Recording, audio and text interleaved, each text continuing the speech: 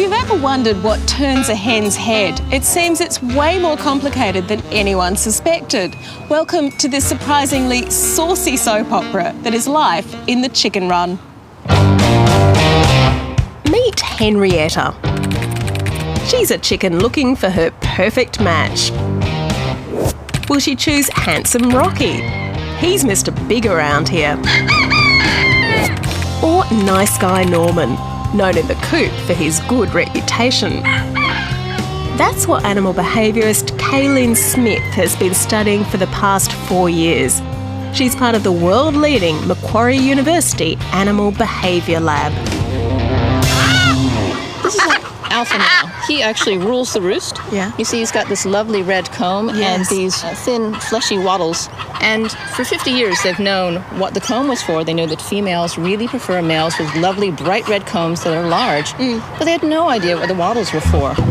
Experiments have shown that hens don't find wattles attractive. So he has these things that to me look ugly and hens don't even like it either. Exactly. So we set up an experiment to find out, why do you have these things? Kaylin suspected the answer might lie in a courtship behaviour called tidbitting.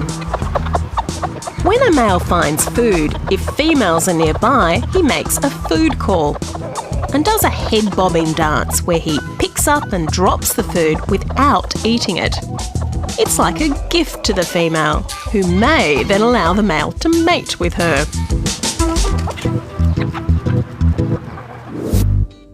This is a 3D animation of a rooster.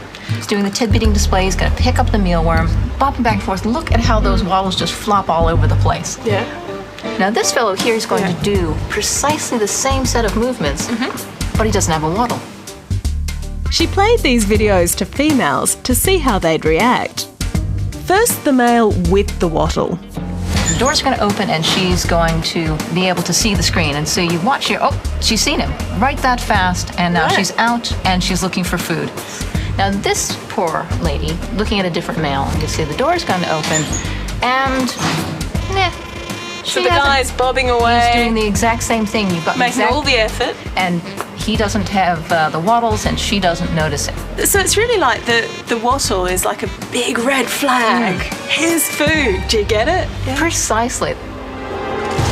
In chicken society, the dominant male has fought hard for his top spot, and with it, his access to females.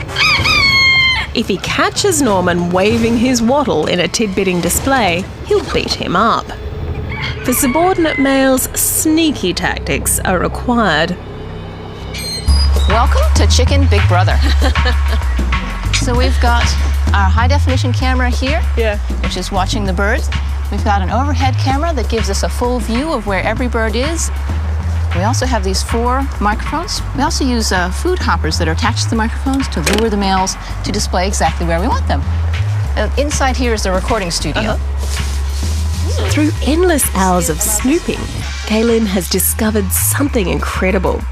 Males adjust their food calls according to who's listening. If a subordinate male finds food and there's just another male nearby, he won't food call, he'll just eat. If there's another female around, the subordinate may engage in silent tidbitting, just the action with no sound, to avoid attracting the attention of the alpha. That's actually quite sophisticated. It's not just a reflex. You don't just go, oh, food, I'm so excited. Instead, you actually take into account who can hear you and what will be the outcome of food calling. And that is really complex. And that's something that is typically seen in primates. They'll also try sneakily to mate while the alpha is distracted. This is Norman again in the background. And you can see he's got a hen quite close to him. So Norman, our subordinate, is going to do a silent tidbitting display. Now this is Rocky in the front, and he's completely oblivious to the entire thing. So here we go. So you see, he's got the piece of food, he's picking it up, she's figured it out, she's come over and taken it. She's going to crouch down now. Wow. He mates, and then suddenly, Rocky works it out.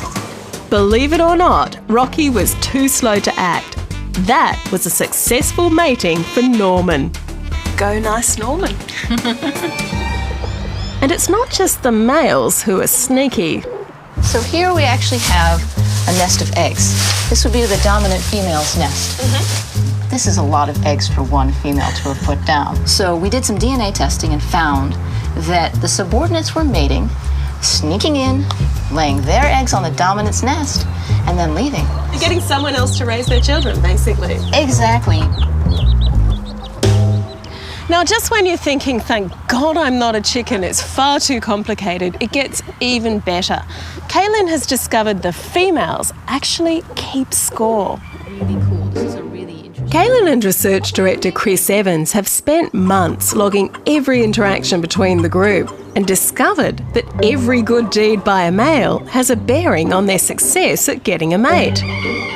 The females actually remember which males fed not just them, but all the other hens, going back over a period of 6 months. The entire breeding season, they're keeping track of what the male is doing and who he's doing it for, and that kind of sophistication was completely surprising to us. It seems for chickens, the more you give, the more you get. So, back to our original question. Who does Henrietta prefer? Handsome Rocky or nice guy Norman? Well, Rocky's going to do the most food calling, and yes, he's going to have the most offspring. So Henrietta is going to prefer Rocky. But Norman is nice, provides her with food, and if he's sneaky, then he's definitely in with a chance. So looks and power will always turn heads, but if you haven't got those, in the chicken coop at least, being nice and sneaky will get you the chicks.